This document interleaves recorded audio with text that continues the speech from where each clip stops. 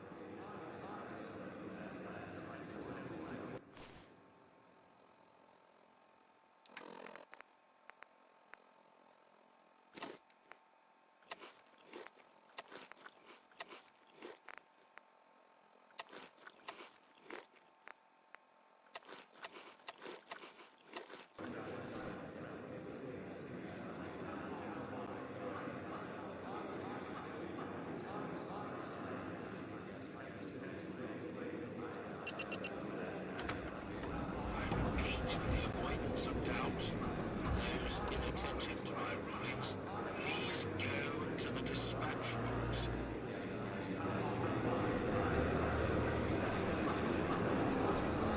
Hello, Smythe.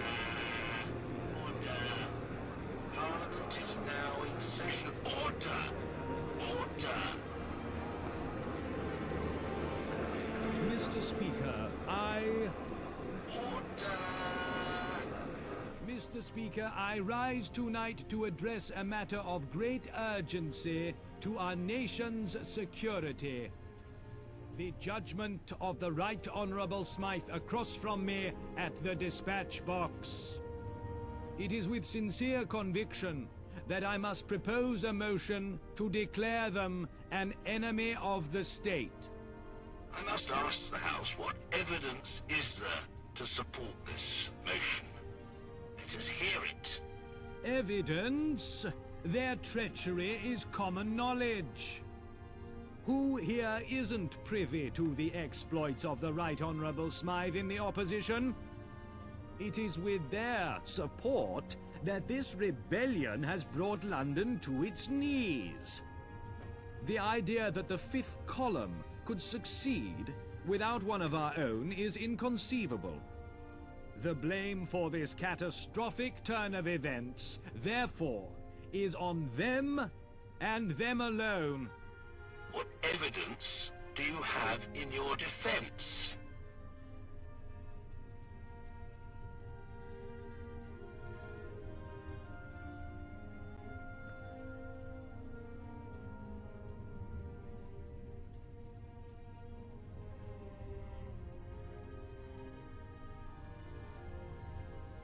Hubbub! All those opposed to the motion, please say nay.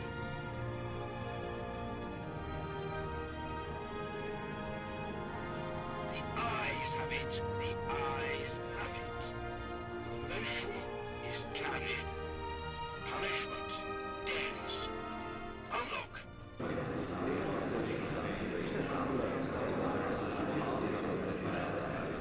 Smythe, how are you holding up these days?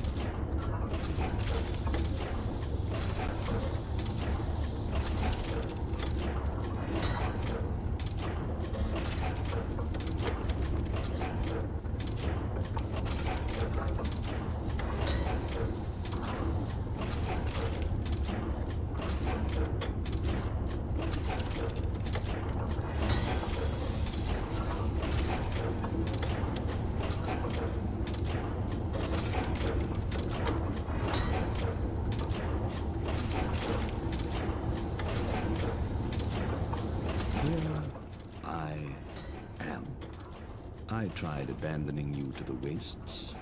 I tried having you killed. I had you tried and convicted. Despite my best efforts, you remain to the bitter end. So let's talk.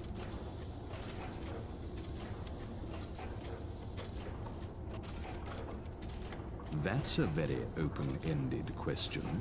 What exactly are you demanding I take accountability for?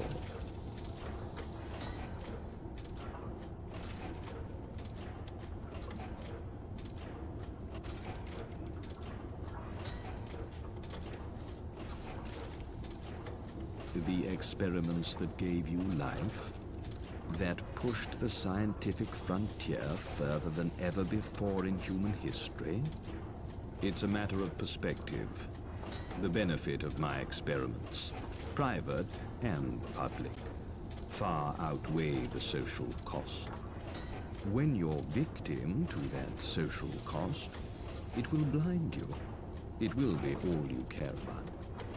That's understandable. But when looking at the situation objectively, you would see nothing but the efficient allocation of resources.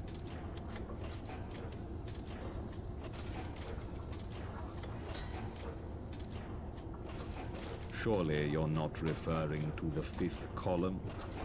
Tyrants like Eve are more interested in the appearance of power than its ability to effect change. Eve's pageant will crash and burn, destroying London with it. If you want something done right, you've got to do it yourself. A world of Smythe, shaped by Smythe.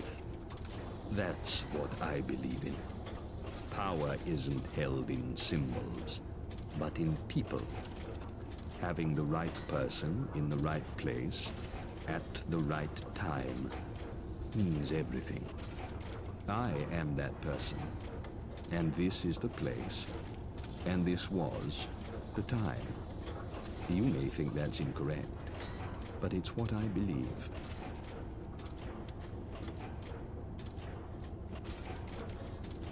Very well. Let's finish this.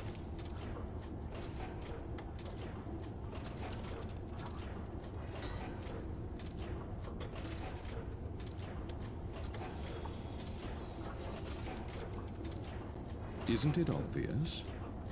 You brought an end to my world. Now I shall bring an end to yours.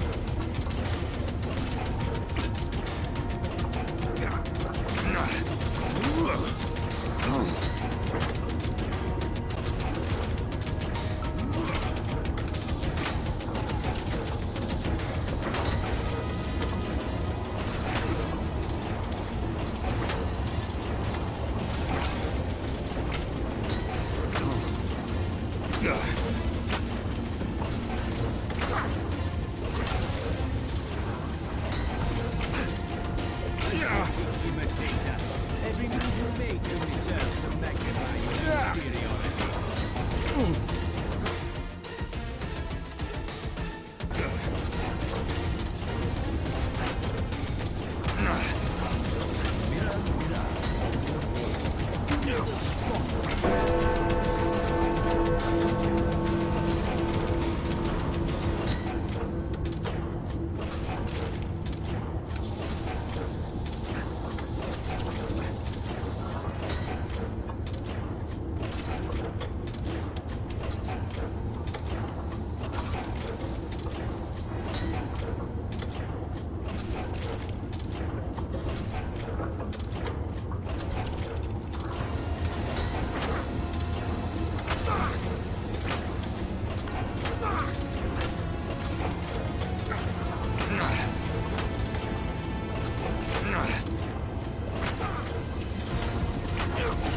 I should have put men longer.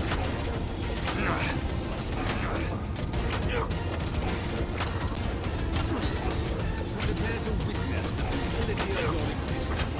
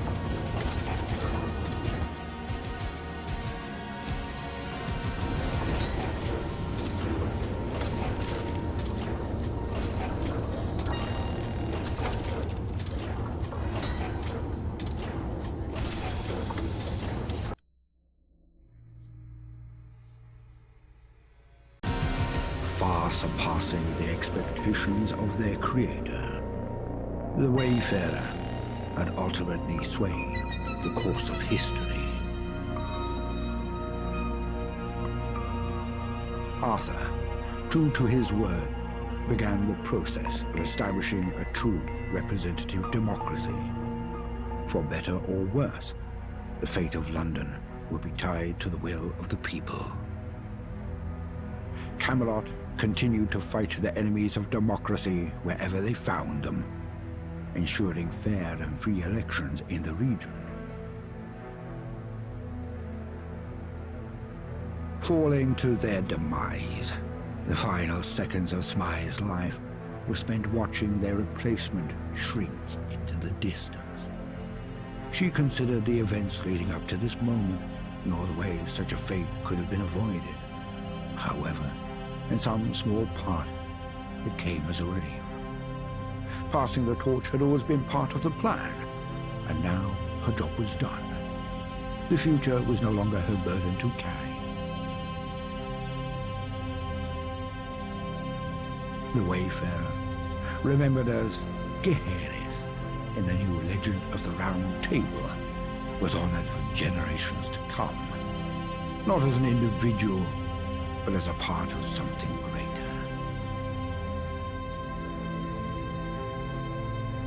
The Tommies continued to report to the government with a new charter outlining their role in a true democratic society.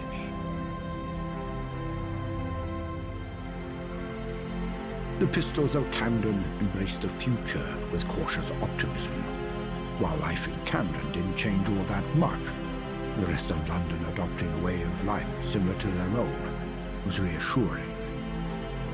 Following the Battle of Westminster, the Camden Council discussed the Wayfarers' actions in depth. The Wayfarer was declared an honorary member of the Council for their involvement in the uprising. For the time being, Miller's men were left alone. They were deemed too much of a hassle to deal with, and Islington was blockaded. While they would occasionally sneak out and attack neighbouring boroughs, their rage, for the most part, turned inwards. With no outlet for their fury, this spawned a culture of infighting. Gangs of Miller's men would beat each other to the death for trivial matters. Fortunes were lost and won at a swing of a fist. Only one thing united them: their devotion to their leader, Miller. Traders came and went, but the Croydonians rarely crossed the bridge that had been built for them. They regarded the rest of the world with disinterest, and they were better off for it. The Tommies never returned to Brighton, and their independence was guaranteed for years to come. They became a safe haven for those in London seeking a simpler life. In the grand scheme of things, they were insignificant, and they wouldn't have it any other way. While the rest of the city marched on, Brighton remained a capsule in time.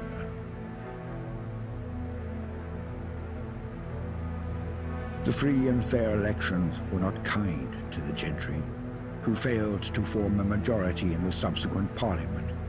As time went on, the law no longer turned a blind eye to their extractive policies. This financial shock caused a significant decline in the Westminster surplus. Now on equal legislative footing with the rest of London, the gentry redirected considerable resources into lobbying for their interests. This investment would ensure they retained their economic dominance. The Wayfarer retrieved all the lost plays for the troupe at Shakespeare's Globe. The theatre prospered in the new world as it had in the old, entertaining the people of London indefinitely. The Vagabonds surged in strength under their popular leader, gaining wide control over East London. For those who were part of Sebastian Gaunt's growing cult following, it was a golden time. For those who were formerly with the Syndicate, or suspected of being so, dark and bloody days were to come. The Thames folk decided they'd had enough of the disappearances. A movement formed to leave London for good. Those who stayed behind did so forever, looking behind their backs. Archie, like many young men, struggled to find his place in Old Blighty. Never truly at home, he wandered the waste searching for a place to hang his head. He saw the world, or what was left of it, but always traded a comfortable bed for a new horizon, every chance he got.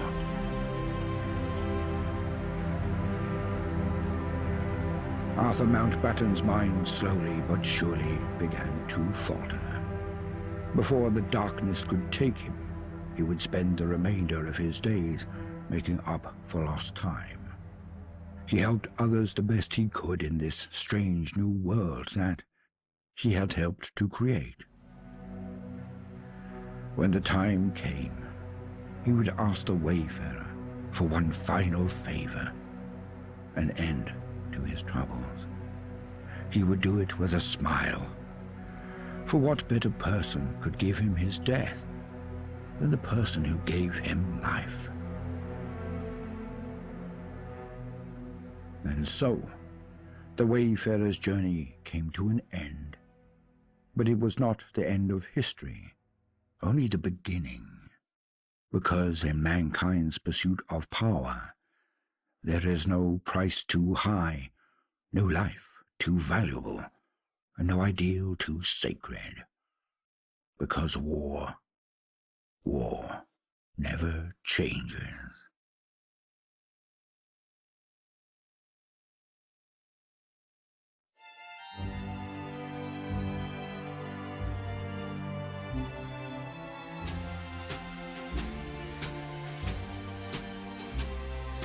We'll meet again.